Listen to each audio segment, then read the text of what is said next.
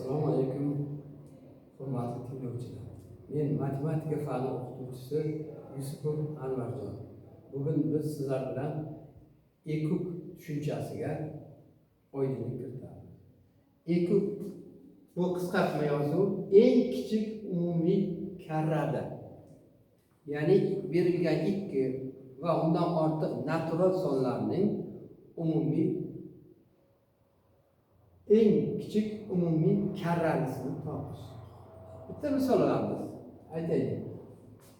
260 va 144 son. Tub ko'paytirishlarga ajratamiz. Oxir 0 bilan tugagan uchun 2 bilan yana 2 ga bo'lamiz. 13 ichida 6 dan 10 ichida 5 dan. Buni 5 ga bo'lamiz. 13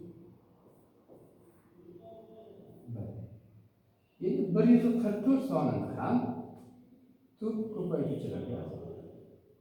Oxir 4 bo'lgani uchun 2 ga bo'lamiz. 72. 72 ham 2 bilan tugayapti. 2 ga bo'lamiz. 36. 2 ga bo'lamiz. 18. Yana 2 ga bo'lamiz. 9.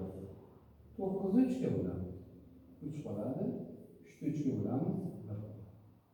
Demak, mana shu ikkita sonimizni kanonik ko'rinishda yozib olamiz. 2 ning kvadrati bo'ladi. Ko'paytirilgan 5 13. Ikkinchi sonimiz 144 barobar bo'ladi. Bu yerda 2 ning ko'paytiruvchilari ko'p qatnashadi. 4 demak 2 ning 4-chisi ko'paytirilgan 3 ning kvadrati. Mana shu tub ko'paytiruvchilar yoyilmasida bir narsani tushunishimiz kerak. Mana shularni o'zaro ko'paytirganimizda 260 ga teng. Mana bu yerda ham xuddi shunday. Mana shu ko'paytiruvchilar, ya'ni tub ko'paytiruvchilar ko'paytirganimizda 144 murakkab soni kelib chiqadi. Endi bularni, ya'ni 260 va 144 sonlarining ekubini topamiz.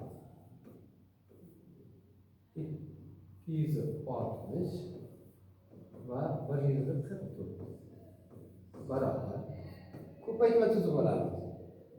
Bunda o'xshash ko'paytiruvchilarga e'tiborni qaratamiz. O'xshash ko'paytiruvchilar nima bor? 2 ning ikkinchisi bor, 2 ning 4-chisi. Demak, 2 ning 4-darajasini olamiz. Kattasini olamiz. 3 bormi? Yo'q. 5 bunda yo'q. 13 bunda. Demak, birida bo'lib ikkinchisida qatnashmagan ko'paytiruvchilarni olib, yangi ko'paytma hosil qilamiz. Va uni hisoblaymiz. Barobar 2 ning 4-darajasi 16, ko'paytirilgan 5, bu 9 bo'ladi. Ko'paytirilgan 13 barobar. Bunisi 80. 9'u 13 ga ko'paytirsak 117 barobar 0 ning o'zi 8 ga 7'miz 50 bor. 8 ga 1 8, 5 qo'shamiz 13. Bu yerda ko'paytiramiz 9. Mana shu chiqqan natija 9360 ikkala songa ham bo'linadigan karralarning ichida eng kichik. Endi